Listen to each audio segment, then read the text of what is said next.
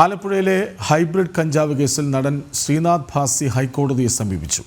Arrest ഭയന്ന് മുൻകൂർ ജാമ്യം ആവശ്യപ്പെട്ടാണ് നടൻ കോടതിയെ സമീപിച്ചത്. അറസ്റ്റ് തടയണമെന്നാണ് ആവശ്യം.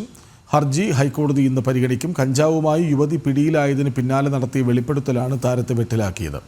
വിവരങ്ങളുമായി രേഷ്മ ബാബു ഒപ്പം ചേരുന്നു. രേഷ്മ, അറസ്റ്റിലായ പ്രതിക്ക് ഈ സെക്സ് റാക്കറ്റുമായൊക്കെ ബന്ധമുണ്ടെന്ന കഥയും പുറത്തു വരുന്നുണ്ട്. വിവരങ്ങൾ.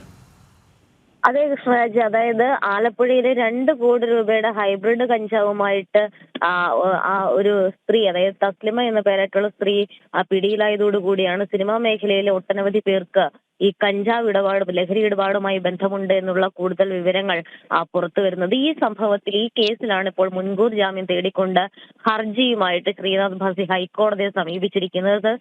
തനിക്കെതിരെ അറസ്റ്റിന് സാധ്യതയുണ്ട്, അറസ്റ്റ് തടയണമെന്നുള്ള ഒരു ഇടക്കാല ആവശ്യം മുൻനിർത്തിക്കൊണ്ട് തന്നെയാണ് മുൻകൂർ ജാമ്യം ആവശ്യപ്പെട്ടുകൊണ്ടുള്ള ഹർജി ശ്രീനാഥ് ഭാസി ഹൈക്കോടതിയിൽ നൽകിയിരിക്കുന്നത്. കേസ് വ്യാജമാണ്, കെട്ടിച്ചമച്ചതാണ് എന്നുള്ളതാണ് പ്രധാനമായിട്ടും ശ്രീനാഥ് ഭാസി ഉന്നയിക്കുന്ന ഒരു വാദം. അതോടൊപ്പം തന്നെ പ്രതിയായിട്ടുള്ള തസ്ലിമയിൽ നിന്ന് കഞ്ചാവ് താൻ ഇതുവരെ വാങ്ങിയിട്ടില്ല. അറസ്റ്റ് ചെയ്ത് കഴിഞ്ഞാൽ തന്റെ ഒരു സിനിമ ഷൂട്ടിംഗ് തുടർന്നുകൊണ്ടിരിക്കുകയാണ്, അതിന്റെ ഷൂട്ടിംഗ് മുടങ്ങിപ്പോകും. അതുകൊണ്ട് തന്നെ ഏത് ജാമ്യ വ്യവസ്ഥയും അംഗീകരിക്കാൻ തയ്യാറാണ്. മുൻകൂർ ജാമ്യം തനിക്ക് അനുവദിക്കണമെന്നുള്ളതാണ് ശ്രീനാഥ് ഭാസി ഹർജിയിൽ ഉന്നയിച്ചിരിക്കുന്ന ഒരാവശ്യം. തനിക്ക് മുൻകാല ക്രിമിനൽ പശ്ചാത്തലമില്ല എന്നുള്ളതും ശ്രീനാഥ് ഭാസി വാദം എന്നുള്ള രീതിയിൽ ഹൈക്കോടതിയിൽ മുന്നോട്ട് വെച്ചിട്ടുണ്ട്.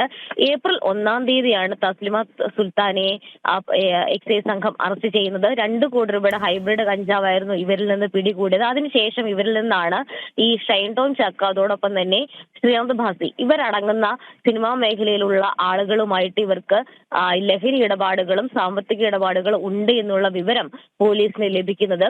വിൽപ്പനയ്ക്കായിട്ട് എത്തിച്ച കഞ്ചാവും ഒപ്പമായിരുന്നു. കഞ്ചാവും അതോടൊപ്പം തന്നെ തസ്ലിമയെ പിടികൂടിയത്. എന്തായാലും നിലവിൽ ഈ തസ്ലിമയുമായി ബന്ധപ്പെട്ടുള്ള കേസ് അത് തന്നെ ഉൾപ്പെടുത്തിയത് വ്യാജമാണ് എന്നുള്ള ഒരു വാദം മുൻനിർത്തിക്കൊണ്ടാണ് ശ്രീനാഥ് ഭാസി ഹൈക്കോടതിയെ സമീപിച്ചിരിക്കുന്നത്. ഏതു ജാമ്യ വ്യവസ്ഥ അംഗീകരിച്ചുകൊണ്ടും മുൻകൂർ ജാമ്യം തനിക്ക് നൽകണമെന്നും ഷൂട്ടിംഗ് തുടർന്നതിനാൽ തനിക്ക് അറസ്റ്റ് തടഞ്ഞുകൊണ്ടുള്ള ഒരു ഇടക്കാല ഉത്തരവ് അനുവദിക്കണമെന്നുമുള്ളതാണ് ശ്രീനാഥ് ഭാസി ഹൈക്കോടതി നൽകിയിട്ടുള്ള ഹർജിയിലെ ആവശ്യം. എന്തായാലും ഹർജി വിവരങ്ങൾ നൽകുകയായിരുന്നു രേഷ്മ ബാബു.